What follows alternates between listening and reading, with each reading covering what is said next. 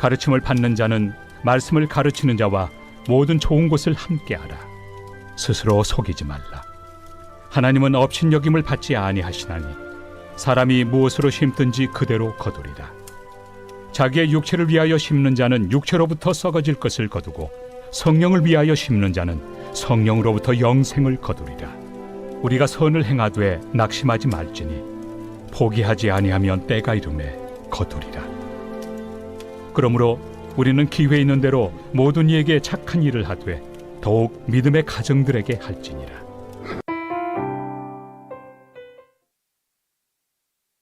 어떤 나라에 꽃을 너무 좋아하는 임금님이 계셨습니다.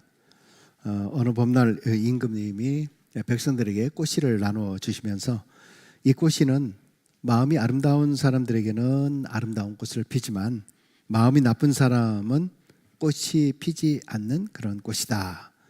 가을에 제일 아름다운 꽃을 피운 백성에게는 큰 상을 낼 것이다 라고 하면서 백성들에게 꽃씨를 나누어 주었습니다.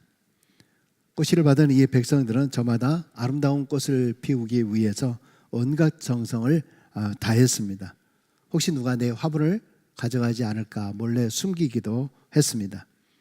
드디어 가을이 되어서 임금이 백성들이 아름답게 피운 그런 꽃을 보기 위해서 행차를 했습니다.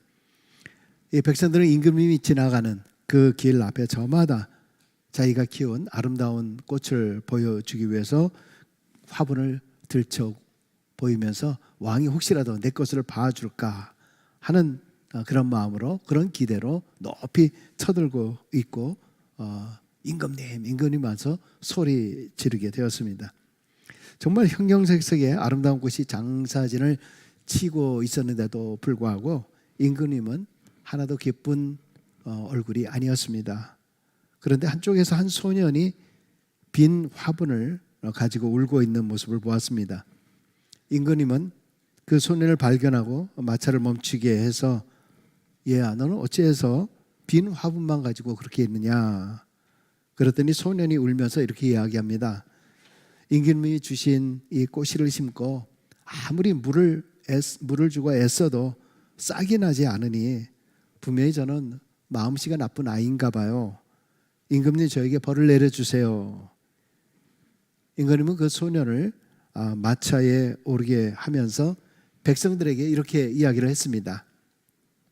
내가 봄에 나누어준 꽃씨는 분명 꽃씨이지만 싹이 나지 않는 복군 씨였다. 이 소년만이 정직이라고 하는 가장 아름다운 꽃을 피웠으니 이 소년에게 큰 상을 내리겠노라. 아마 어린 아이들에게 정직함을 교훈하는 그런 동화인 것 같습니다. 콩 심은 데 콩 나고 팥 심은 데 팥 난다. 콩을 기대한다면 콩을 심어야 되죠. 그리고 때가 되었을 때 많은 콩의 수확을 얻을 수 있습니다. 이것이 바로 심는 대로 거두는 법칙입니다. 이것은 우리 인생의 전반에 걸쳐서 다 적용되는 법칙입니다. 그래서 우리는 한자 성어 가운데 자업자득이라고 하는 말을 쓰기도 하고 또 자승자박이라고 하는 말, 때로는 인과응보라고 하는 말, 어떤 물질적인 거나 도덕적인 거나 영적인 삶에 있어서 이것은 그대로 다 적용되는 법칙입니다. 예수님을 믿지 않는 사람들에게든 모든 인간에게 약속하신 그런 불변의 법칙입니다. 오늘 본문은 심는 대로 거두는 원리를 우리에게 가르쳐주고 있습니다. 성경은 농사지는 법을 통해서 우리에게 신앙의 교훈을 가르쳐줍니다. 2023년 시작을 하면서 올 한 해 동안 우리는 어떤 씨를 심을 것인가 라고 하는 질문입니다. 씨를 심고 거두는 것은 옛날 5,000년 전이나 오늘이나 변함이 없습니다. 하나님은 누구에게나 이 심은 대로 거두는 원칙을 적용하고 있습니다. 자, 그러면 씨를 심을 때 어떤 원칙들이 있습니까? 당연히 첫 번째는 거두기 위해서는 당연히 먼저 심어야 되는 거죠. 거두려고 하는데 심지도 않고 어떻게 거둘 수가 있겠습니까? 반드시 뿌리고 심어야 됩니다. 산에서 산삼이나 약초를 캐는 사람들은 우리가 신만이라고 이야기를 합니다만은 이 신만이들도 약초나 이 산삼만 무조건 캐기만 하는 것이 아니라 이 잔뿌리가 있다거나 그러면 흙으로 잘 덮어놓든가 아니면 혹시 씨가 있으면 그 발견한 그것에 씨를 잘 뿌린다고 합니다. 그냥 캐기만 하는 것이 아니라 뭔가를 심던가 또는 뿌리든가 그렇게 놔두어야 나중에 또 그 모든 것을 거둘 수 있고 더 많은 것을 거둘 수가 있습니다. 여러분, 그런데 오늘 본문을 읽으면서 7절에 이런 말씀을 우리에게 주고 있어요. 스스로 속이지 말라. 하나님은 업신여김을 받지 아니하시나니. 업신여기다라고 하는 이 말은 옛날 성경에는 만홀히 여기다 이렇게 성경에 기록되어 있었는데요. 조롱하다, 무시하다, 조소하다라는 그런 뜻을 가지고 있습니다. 하나님은 누구에게도 조롱받으실 분이 아니신데 왜 무엇 때문에 어떤 것 때문에 그렇게 조롱받고 업신여김을 받게 되느냐? 그것은 바로 그 다음에 나오는 말씀이죠. 사람이 무엇으로 심든지 그대로 거두리라 이렇게 말씀하고 있습니다. 이게 도대체 무슨 말인가? 농부들이 밭을 갈고 씨를 뿌리고 김을 메고 농사를 지어서 가을에 곡식을 거둬들이는 것, 그것이 하나님의 원리이고 또 당연한 법칙, 또 축복의 근거라고 하는 것입니다. 그런데 그렇게 살지 않는 사람, 하나님의 축복의 원리, 그 법칙, 이 원리를 저버리면서 사는 그런 사람들이 하나님을 업신여기고 하나님을 조롱하고 무시하는 그러한 태도의 삶을 사는 거라고 한 겁니다. 그럼 또 이건 또 무슨 말일까요? 우리 사람들을 가만히 보십시오. 우리 모든 사람들은 심지 않고 거두려고 하는 그런 마음들이 참 많이 있습니다. 노력하지 아니하고 거두려고 합니다. 일확천금을 꿈을 꿉니다. 내가 아무것도 하지 아니하고 그것을 얻으려고 합니다. 쉽게 얻으려고 합니다. 때로는 속입니다. 때로는 사기를 칩니다. 배임을 합니다. 뇌물 등의 일들이 일어나게 됩니다. 이런 일을 하는 게 뭐냐? 그것이 바로 심은 대로 거두지 않는 행동인데 그것을 가리켜서 하나님을 조롱하고 하나님을 무시하고 조소하는 태도라. 그렇게 지금 말씀하고 있는 것입니다. 우리 영적 세계에 있어서 우리 성도들은 반드시 내가 씨를 뿌리고 그리고 그 모든 것을 수확하는 이 원리대로의 삶을 사는 게 바로 우리의 삶입니다. 이것은 반드시 우리가 말하고 있는 씨만이 아니라 우리가 말하는 것, 우리가 행동하는 것, 이 모든 것들도 다 심고 뿌리는 것입니다. 자신이 뿌린 대로 거둔다라고 하는 것을 분명히 명심해야 됩니다. 매일의 나의 생각, 매일의 나의 언행, 매일의 나의 모든 태도, 이런 것들을 통해서 결과적으로 그 모든 것을 거둔다라고 하는 것입니다. 가끔가다 부모들이 쟤는 뭐 어떻게 했길래 내 뱃속에서 저런 애가 태어났을까? 왜 쟤는 어떻게 저럴까? 여러분, 그러나 뒤돌아보면서 왜 그런 일이 일어나게 되었을까? 내가 무엇을 심었길래, 내가 어떤 것을 심었길래 반드시 심었기 때문에 거두게 되는 거예요. 젊어서 심는 것은 늙어서 거두게 되고, 어떤 것은 부모가 심고 자식들이 거두게 되고, 어떤 것은 세상에서 심고 하늘나라에서 거두기도 합니다. 우리는 분명히 이 원리를 알고 행동해야 하나님을 조롱하거나 무시하지 않는 그런 삶을 살게 되는 것이다 라는 것을 우리에게 가르쳐주고 있죠. 두 번째 원리는 뭡니까? 심은 것대로 거두게 된다라고 하는 것입니다. 그러니까 심은 종류대로, 팥을 심었으면 팥이 나오게 되는 것이고 콩을 심었으면 콩이 나오게 된다라고 하는 것이죠. 물론 요즘에는 뭐 과학이 발전돼서 유전자 조작을 통해서 다른 것을 뭐 이렇게 나오게 하는 경우들도 있지만, 그러나 그렇다고 해서 완전히 변종돼서 다른 것이 아니라 그것과 같은 것, 조금 더 큰 것으로 나오게 되는 것이죠. 심은 여러 종류대로 내가 그것을 심었다라고 하면 그것을 우리가 거두게 되어 있다라고 하는 것이죠. 근데 오늘 성경 본문은요, 영적인 세계에 있어서의 두 종류를 이야기하고 있습니다. 바로 8절입니다. 같이 읽겠습니다. 자기의 육체를 위하여 심는 자는 육체로부터 썩어질 것을 거두고 성령을 위하여 심는 자는 성령으로부터 영생을 거두리라. 즉 육체를 위해서 심는 것과 성령을 위하여 심는 것, 육체와 정력을 쫓아서 심는 것, 음란과 부패와 악, 불의와 거짓, 이러한 미움을 심는 자들은 그 종류대로 악, 불의, 거짓, 미움 이런 것들을 그대로 거둘 것이다 라고 하는 것입니다. 다른 사람에게 눈물을 흘리게 만들었으면 그 눈물 흘려지는 그 일을 내가 당할 수 있게 되고, 남에게 상처를 주었다라고 하면 그 상처를 내가 그대로 받을 것이다. 그렇기 때문에 우리 주님도 칼을 쓰는 자는 칼로 망할 것이다 분명히 말씀하고 있습니다. 반면에 성령으로 심으면 영생을 거둔다라고 말씀하고 있습니다. 선을 심었으면 선을 거두고 사랑과 친절과 화평을 심었으면 그대로 거두게 된다라고 하는 이 원리가 너무나 잘 알고 있는 하나님의 원리인 거예요. 세 번째는 뭡니까? 심은 양만큼 거두게 된다라고 하는 것입니다. 당연히 적게 심으면 적게 거두는 것이고 많이 심으면 많이 거두게 됩니다. 저는 농사를 잘 모르는데 작년에 처음에 조그마한 텃밭에다가 어떤 분이 씨앗을 주셨어요. 근데 뭐 이런저런 씨앗이라고 해서 봉투에다 이렇게 주셨는데, 제가 워낙 농사를 모르고 아무것도 몰라가지고 씨를 이렇게 잡아가지고 땅에다가, 예를 들면 상추면은 여기다 상추를 심고, 이게 쑥갓이면 쑥갓을 이렇게 심고 해야 되는데 그냥 짚는 대로 그냥 훅 이렇게 뿌리면 그냥 다 되는 줄 알고 다 막 이렇게 뿌렸어요. 뭐 다 웃잖아요. 웃는 이유는 여러분 참 기가 막히다는 거 아닙니까? 지금 나중에 어떻게 나오겠습니까?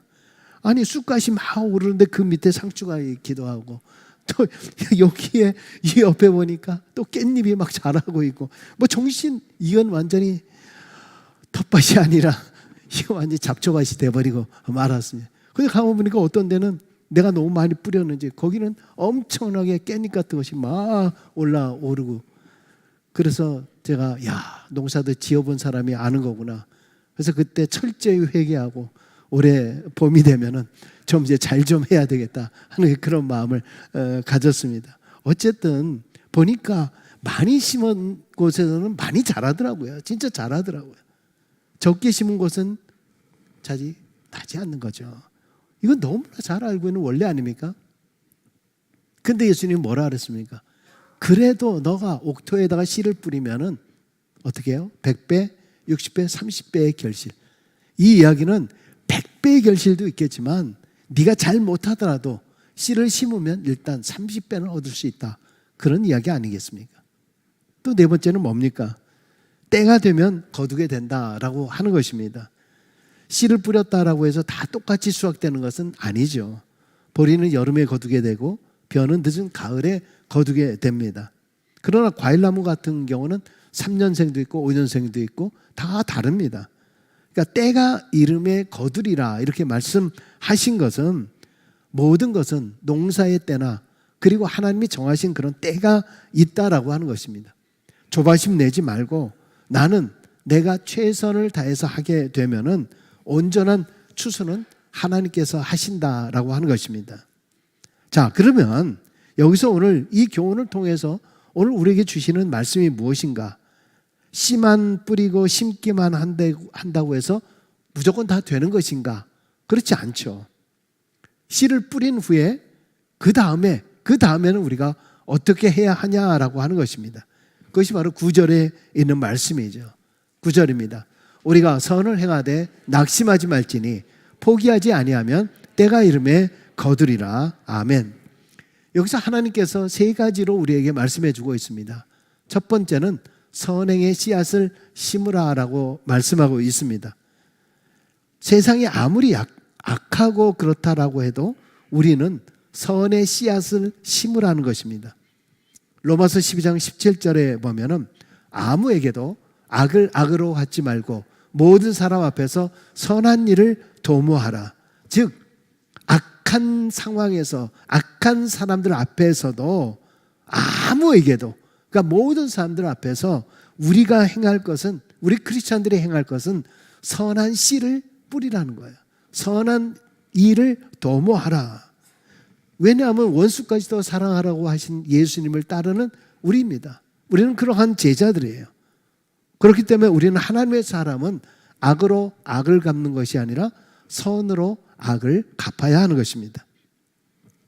우리가 잘 아는 솔로몬이 전도서 3장 12절에 자기의 삶을 쭉 뒤돌아보면서 이런 고백을 하잖아요. 사람들이 사는 동안에 기뻐하며 선을 행하는 것보다 더 나은 것이 없는 줄을 내가 알았도다.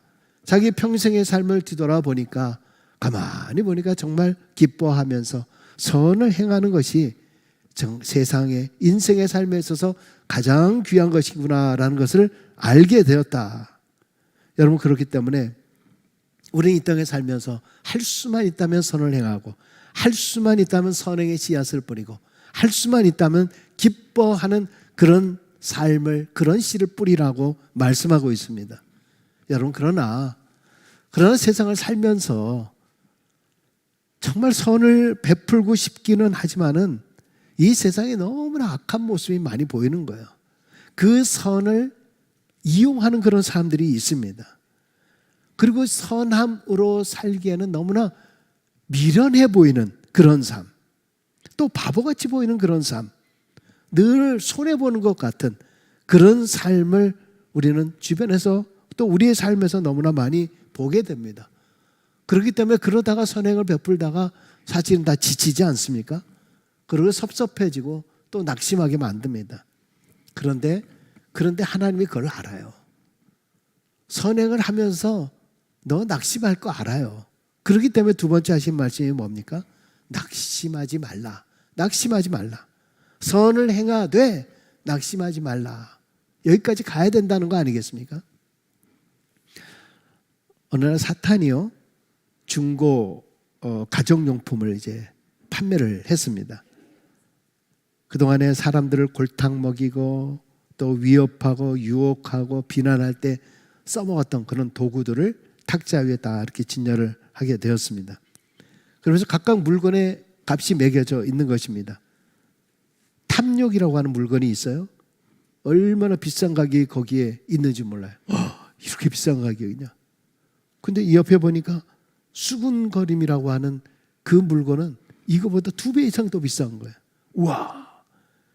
그 옆에 보니까 교만이라고 하는 이 물건은 이것들과 상대가 안 되게 더 비싼 거예요. 세상에. 근데 한쪽 모퉁이에 보니까 평범하고 볼품없고 정말 쾌쾌 냄새 나는 물건이 하나 있었습니다. 그런데 그것이 나온 물건 중에서 가장 비싼 것이었습니다. 묻습니다. 아니, 왜 이거는 이렇게 비싼 겁니까? 그때 사탄이 이야기합니다. 그거는 내가 제일 소중하게 여기는 소장품입니다. 여기 있는 것들 가운데 가장 쓸모있는 물건입니다. 시기와 탐욕과 나태, 정욕, 이런 여기 있는 이 물건들이 성도들을 꺾지 못할 때에 이 녀석이 신통하게 재주를 부려서 목적을 너무나 잘 이룹니다. 솔직히 말해서 이 탁자 위에 있는 모든 도구들로 그리스도인들을 넘어뜨린 숫자보다도 이놈 하나로 넘어뜨린 경우가 훨씬 더 많지. 그 이름이 뭡니까? 그건 낙심이라고 하는 물건이야. 낙심. 사단이 그리스도인들을 넘어뜨리려고 할 때 쓰는 가장 강력한 무기가 바로 낙심입니다. 낙심. 낙심은요, 아주 전염성이 강합니다. 사단은 낙심시키는 전문가입니다. 낙심은 섭섭함을 낳고 섭섭은 오해를 낳습니다. 낙심 한 방이면 교인들의 선한 의지를 꺾어버릴 수가 있습니다. 사람들이 신앙생활을 하면서도 살면서 왜 이렇게 낙심이 많습니까? 어떤 경우는 선행도요, 한두 번은 돼요. 선행도 한두 번 됩니다. 어떤 경우는 선행하다가 조금 섭섭해지는 경우들이 있습니다. 그래도요, 스스로를 위안하면서 내가 선행을 베풀었으니까 그럽니다. 근데 그것이 3번 하고 4번 하고 5번 하다가 상대방의 반응에 내가 어느 날부터 민감해지기 시작을 하는 거예요. 그래서 낙심을 해요. 선물을 통해서 주는 거에 모든 것이 끝나는 것이 아니라 나도 모르게 대가를 바라요. 반응을 바랍니다. 그래서 섭섭해지고 낙심하게 됩니다. 또 심지어 어떤 경우는 열심히 내가 선행을 했는데도 불구하고 오히려 돌아오는 것은 욕이에요. 열심히 나름대로 최선을 다했는데 상대방은 전혀 무관심하거나 바뀌어지질 않습니다. 어떤 문제들이 지속적으로 해결되지를 않아요. 그러니까 이 일이 더 좋게 변화되지 않다 보니까 하나님에 대해서 낙심하게 될 뿐만이 아니라 하나님의 은혜까지 씻게 되는 겁니다. 결국 낙심하게 되면 하나님도 떠나고 공동체도 떠나고 믿음도 상실합니다. 낙심이 원망이 되는 거죠. 선행을 하면서 선행의 씨앗을 뿌리면서 바로 이런 일이 일어나기 때문에 세 번째, 하나님은 뭐라고 얘기하십니까? 세 번째, 포기하지 말라. 하나님 아시는 거예요. 우리 인간의 모습을 아는 거예요. 열심히 선행을 했는데 낙심하게 되거든요. 또 낙심하다가 좀 되면 포기하는 거예요. 내가 베풀지 말자. 내가 뭐하러 이렇게 할 필요가 있어? 내가 내 돈 내고 내가 뭐하러 꼭 이렇게 할 필요 있어? 그래서 우리의 삶 가운데서 우리 스스로 그렇게 얘기하잖아요. 베풀지도 말고 받지도 말자. 받지도 말고 베풀지도 말자. 나도 모르게 이기주의적인 사람이 되는 거예요. 근데 하나님은 얘기합니다. 포기하지 말라. 왜요? 때가 되면 거두기 때문이라는 거죠. 사단은 수시로 낙심하게 만들고 수시로 섭섭하게 만들고 오해하게 만듭니다. 그래서 그 다음에 원망을 하게 되고 스스로 포기하게 돼요. 나도 포기하지만 상대방도 포기하게 돼요. 저 사람은 그런 사람이야. 저 사람은 그런 사람이야. 더 이상 상종하지 않을 사람이라고 여깁니다. 둘의 관계가 파괴됩니다. 뭡니까? 사단의 전략이죠. 여러분, 모든 열매에는 다 수확의 때가 있습니다. 어쩌면 신앙생활하고 있는 나에게도 사단의 유혹이 있을지 몰라요. 지금 여러분 혹시 시험을 좀 당하고 있다 이렇게 생각하시는 분들이 계신가요? 지금 계속 낙심 가운데 있으신 분들 계십니까? 지금 자꾸 누구에 대해서 어떤 것에 대해서 지금 섭섭함이 몰려오고 계시는 분들이 있습니까? 자꾸 오해가 있으십니까? 자꾸 지금 은혜가 지금 떨어지고 계십니까? 여러분, 그런데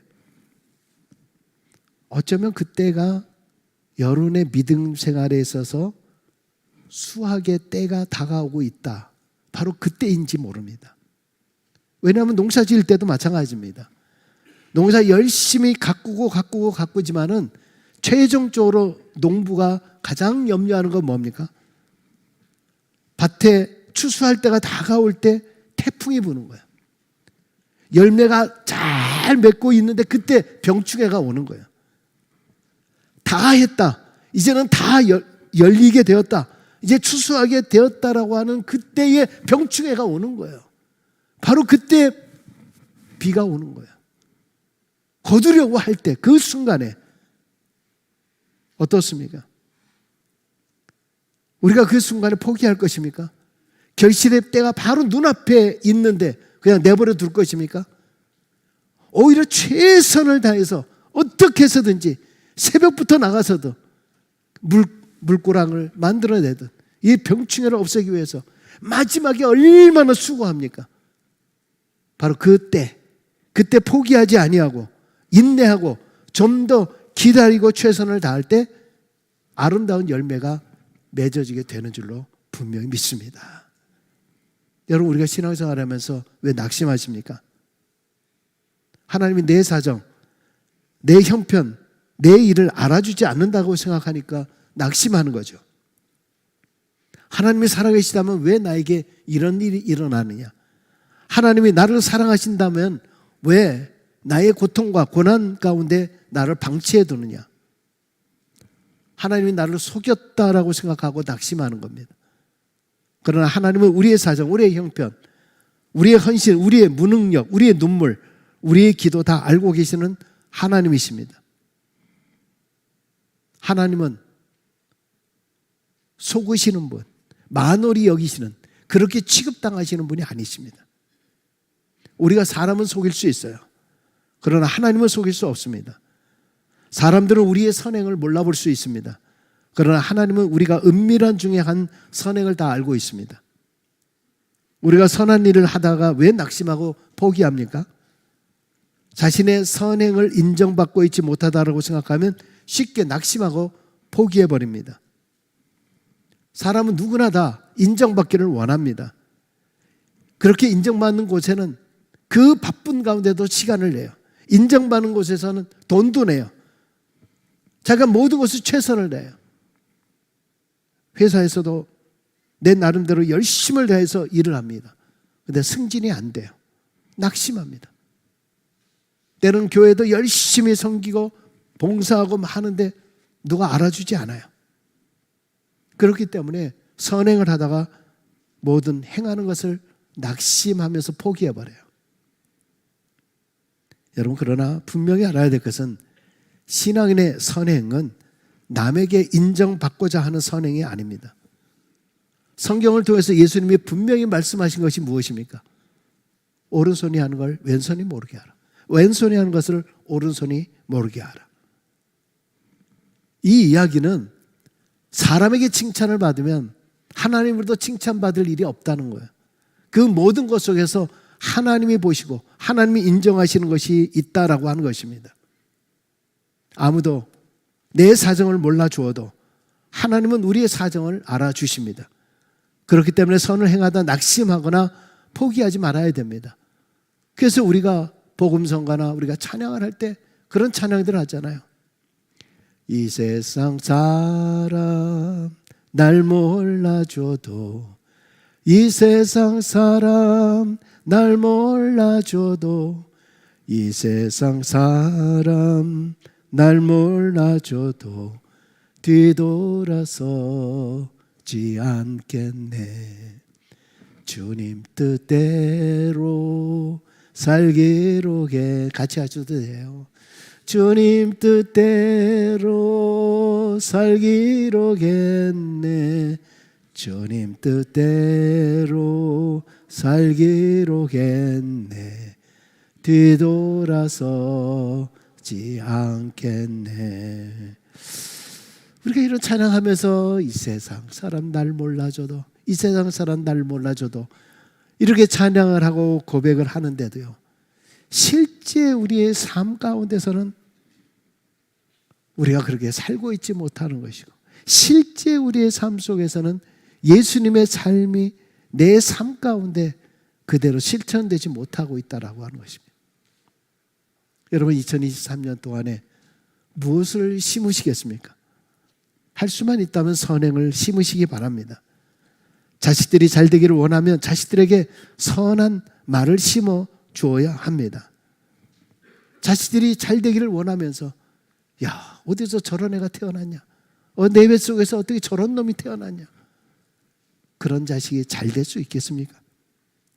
힘든 사람 격려해주고, 슬퍼하는 사람 위로해주고, 아파하는 사람 감싸주고, 실패한 사람들을 일으켜주는 선행의 사람들이 바로 우리 성도의 삶입니다.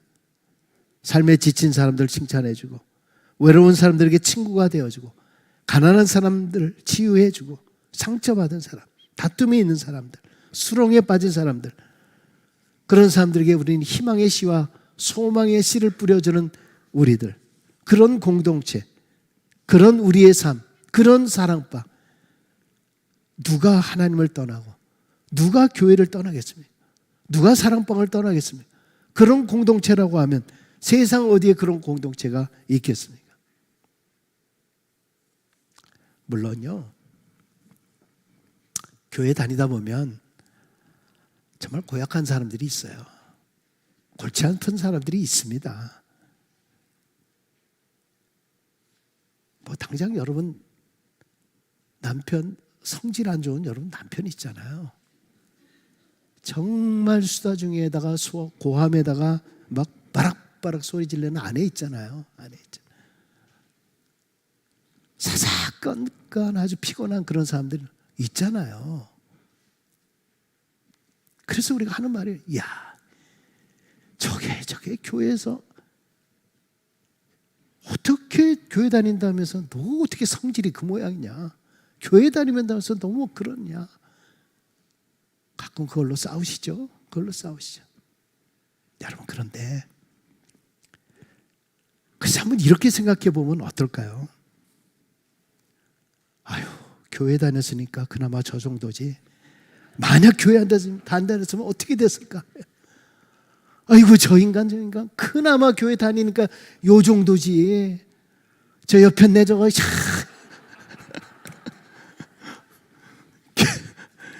교회 다니니까 그나마. 야, 교회 안 다녔으면 어떻게 됐을까? 할렐루야. 옆에 있는 분에게 한번 해보면 그러면 싸우겠죠. 그래, 할머라 그러면. 여러분, 어떤 경우는 관계가 깊고 너무 가깝다라고 해서 함부로 대하는 경우가 참 많아요. 너무 가까워서 함부로 말하고 함부로 대하고, 다른 사람에게는 그렇게 친절히 말하지만은 내 남편에게, 내 아내에게는 함부로 말하는 사람들이 있어요. 교회 안에서도 마찬가지입니다. 가깝다라고 해서 함부로 농담하는 사람들이 있어요. 함부로 말을 하는 사람들이 있어요. 여러분, 함부로 대하거나 함부로 말하면 안 돼요. 가까울수록 어떤 의미에서는 예의를 더 갖춰야 됩니다. 가까울수록 존중의 씨를 뿌려줘야 돼요. 가까울수록 서로 인정의 씨를 뿌려주고요. 계속 무시하고자 하는 것이 아니라 배려의 씨앗을 뿌려주고 격려의 씨앗을 더 뿌려줘야 돼요. 여러분, 우리 다 함께 천국에 가서 만날 사람들 아닙니까? 우리 성도들과의 만남도 늘 기회가 있는 것이 아닙니다.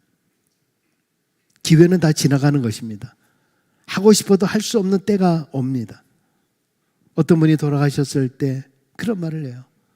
그때 내가 한 번 더 그분을 찾아갔을 걸. 그때 내가 한 번 더 좀 전화라도 했을 걸. 그때 한 번이라도 더 했었을 걸 하시는 분들이 있습니다. 그래서 오늘 10절에 이런 말이 있잖아요. 기회 있는 대로, 기회 있는 대로. 기회가 있는 동안에, 나중에 아닙니다. 선행을 베푸는 것은 나중이 아니에요. 사랑을 베푸는 건 나중이 아니에요. 천천히가 아닙니다. 모든 것이 다 타이밍이 있어요. 씨를 뿌리는 거 겨울에 뿌리겠습니까? 다 타이밍이 있는 거예요. 그때 뿌려야 하는 거예요. 내가 움직일 수 있을 때 뿌리셔야 돼요.